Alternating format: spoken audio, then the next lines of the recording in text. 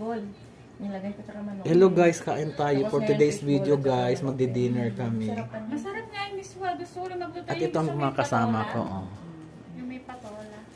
Yung mga trader ko, ng mga classmates. Oh, di mo si Arik. Uy. Ano na naman? At ito naman ang aming kakainin guys. Miswa na 5 days ago pa niluto. Preto nung nakalaang 1 week. Tilapia 1 month ago. Yung itlog. Ito lang yung bago.